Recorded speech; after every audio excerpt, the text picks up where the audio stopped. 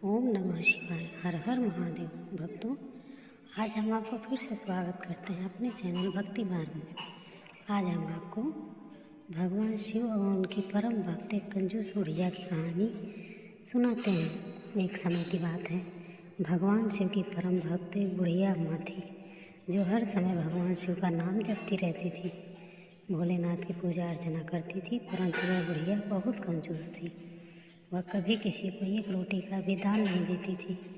जब पड़ोसी उसे कहते, बूढ़ी अम्मा किसी को कुछ दान भी दे दिया करो, तो वह कहती, भगवान शिव की इतनी बड़ी भक्त हूँ, हर समय भोलेनाथ का नाम जपती रहती हूँ, मुझ पर दान पुण्य करने की क्या ज़रूरत कि मुझे तो वैसे ही शिवलोक की प्राप्ति होगी। वह बुढ़िया यह नहीं जानती थी कि अन्न का दान सब चीज़ों से बड़ा दान है। एक दिन भगवान शिव ने इस बुढ़िया को सब लोगों ने बहुत समझाया, लेकिन इसने किसी की भी नहीं मानी। यह मेरी भक्त है, यदि मैंने इस पर कृपा नहीं की तो मेरे भक्तों का मुझ पर से विश्वास नहीं रहेगा। ऐसा सोचकर भगवान शिव ने एक भिखारी का रूप धारण किया और उस बुढ़िया के द्वार पर पहुंच गए। उससे भिक्षा मांगने लगी।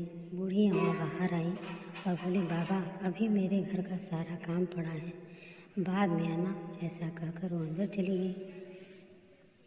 महादेव के रूप में भोलेनाथ वहाँ से पहले जाते हैं। थोड़ी देर बाद भगवान शिव फिर उसके द्वार पर आकर भिक्षा मांगते हैं। बूढ़ी माँ फिर कह देती है, अभी मैं घर के काम कर रही हूँ, बाद में आना। भगवान शिव फिर एक बार जाते समय उसके द्वार पर भिक्षा मांगते हुए अब धीमा उन्हें यह कहकर टाल देती है कि अभी मेरे पास खाने को कुछ नहीं बचा, जो कुछ था सब खत्म हो गया, तुम बाद में आना। अब भगवान शिव सोचते हैं, एक बार फिर कल कोशिश कर लूँगा। ऐसा सोचकर भोलेनाथ अगले दिन सुबह फिर उस बुढ़िया के द्वार पर पहुँचते हैं और भिक्षा मांगते हैं। माई मुझे कुछ खाने को दे दो, मैं बहुत दिनों से भूखा हूँ, मुझ पर दया करो माई, ऊपर वाला यहाँ पर दया करेगा। अब बूढ़ी माई को गुस्सा आ जाता है। वह भिखारी के रूप में आए भोलेनाथ को खरी खोटी सुनाने लगती है और कहती है, तुम्हारे जैसे बहुत भिखारी मांगने आते हैं, चलो जाओ यहाँ से। और यह ऐसा कहकर वह उन्हें वहाँ से भगा देती है। अब भगवान शिव सोचते हैं, यह बुढ़िया नहीं सुधरेगी। ऐसा सोचकर भोलेनाथ वहाँ से चले जाते हैं। अब वह दिन भी आ जाता है जब बुढ़िया को लेने एवं दूत आते हैं। यम के दूतों को देखकर बूढ़ी अम्मा बोली, अरे मुझे तो शिवलोक जाना है। यानी कि यमराज के दूत बोले, बूढ़ी अम्मा ऐसा तुमने कोई काम नहीं किया कि तुम्हें शिवलोक की प्राप्ति हो। तब बूढ़ी अम्मा बोली, मैं तो सुबह शाम भोलेनाथ का नाम जपती हूँ, उनकी पूजा अर्चना करती हूँ, इसलिए मुझे शिवलोक ले जाओ। तब से यमदूत बोले, बूढ़ी अम्मा शिव का नाम जपने से शिवलोक प्राप्त नहीं होता, उसके लिए अच्छे कर्म भी करने पड़ते हैं। अब बूढ़ी अम्मा रोने लगी, मुझे जहाँ ले जाना चाहते हो ले जाओ, लेकिन एक बार मुझे मेरे भोलेनाथ से मिलवा दो।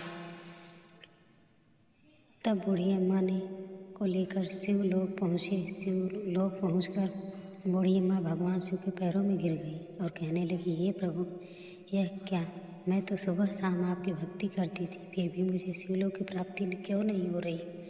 तब भगवान शिव बोले, बुढ़िया तूने आज तक दूसरे के भूखों को खाना नहीं खिलाया, अन्न का दान सबसे बड़ा दान है।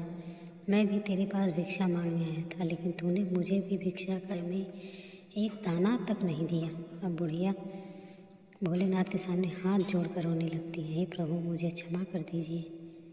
भगवान शिव उन्हें एक मौका देते हैं और कहते हैं, बुढ़िया तूने मेरी बहुत भक्ति करी है, इसलिए तुझे एक मौका और दे रहा हूँ।